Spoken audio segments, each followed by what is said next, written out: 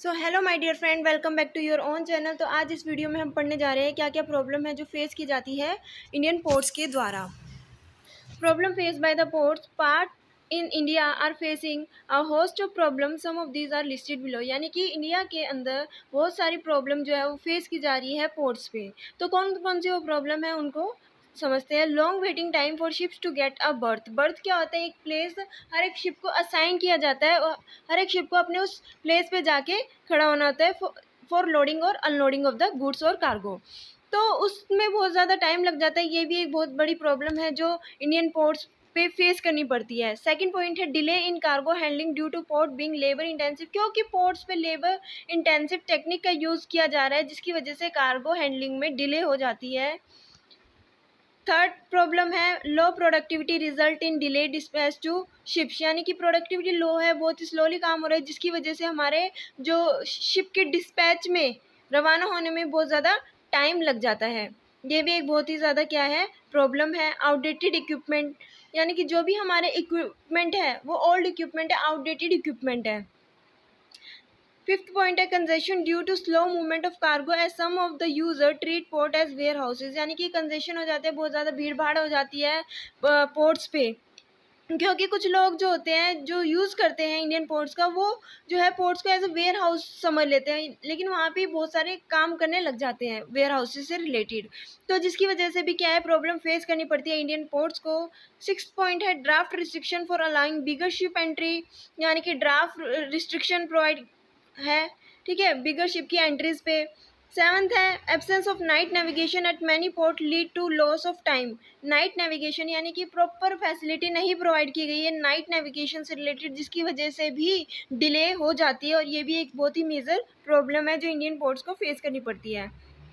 Eighth point है non availability of proper handling equipment for handling containerise cargo. यानी कि proper handling equipment provide नहीं किए गए हैं कंटेनराइज कार्गो को हैंडल करने के लिए भी, ठीक है। ये भी एक बहुत ही मेजर प्रॉब्लम है जो इंडियन पोर्ट्स को फेस करनी पड़ती है। नाइन्थ है inadequate container yard and container freight station and warehousing facility in the vicinity of port. यानी कि पोर्ट के नियर कोई फैसिलिटी प्रोवाइड नहीं की गई कंटेनर यार्ड से रिलेटेड, वेयर हाउसिंग से रिलेटेड, कंटेनर फ्रेट स्टेशन से रिलेटेड। ये भी एक मेजर प्रॉब्लम है, ठीक है।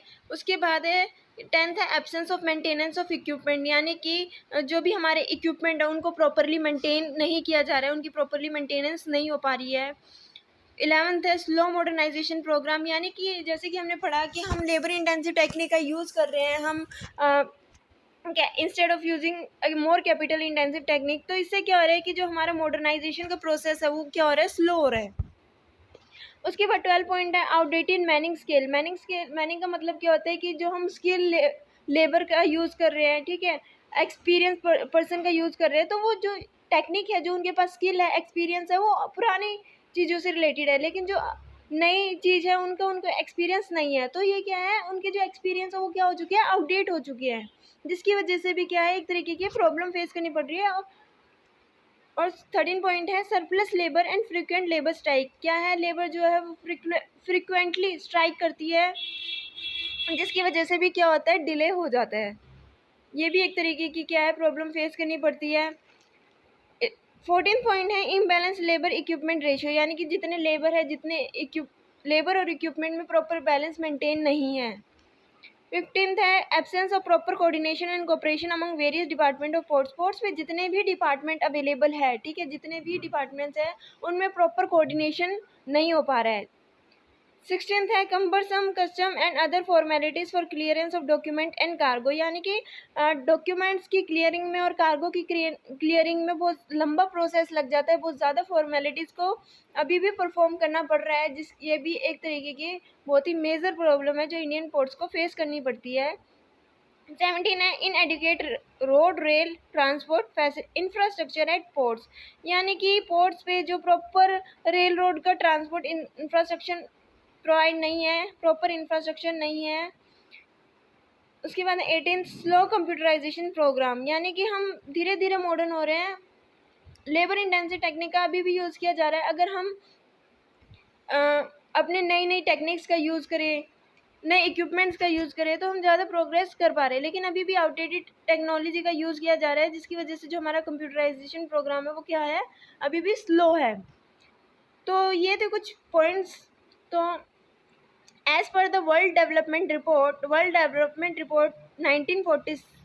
1994 published by the World Bank, India loses about $1.5 million per year due to inefficiency caused by the above factor। जो भी हमने ऊपर फैक्टर पढ़े हैं, क्या क्या प्रॉब्लम फेस करनी पड़ती है इंडियन पोर्ट्स को, इन प्रॉब्लम की वजह से जो वर्ल्ड बैंक ने एक रिपोर्ट पब्लिश किया है 1994 में, उस रिपोर्ट में हमें ये पता चला है कि इन सभी फैक्टर की वजह से हमारे इंडिया में कम से कम $1.5 बिलियन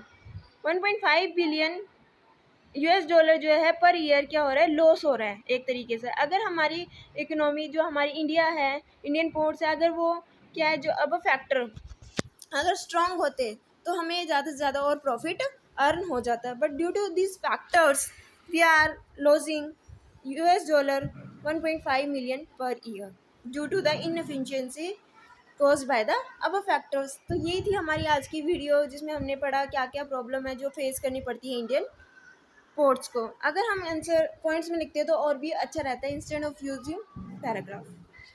तो आपको वीडियो अच्छी लगी हो तो वीडियो को लाइक, शेयर और सब्सक्राइब करना मत भूलिएगा। Thanks for watching.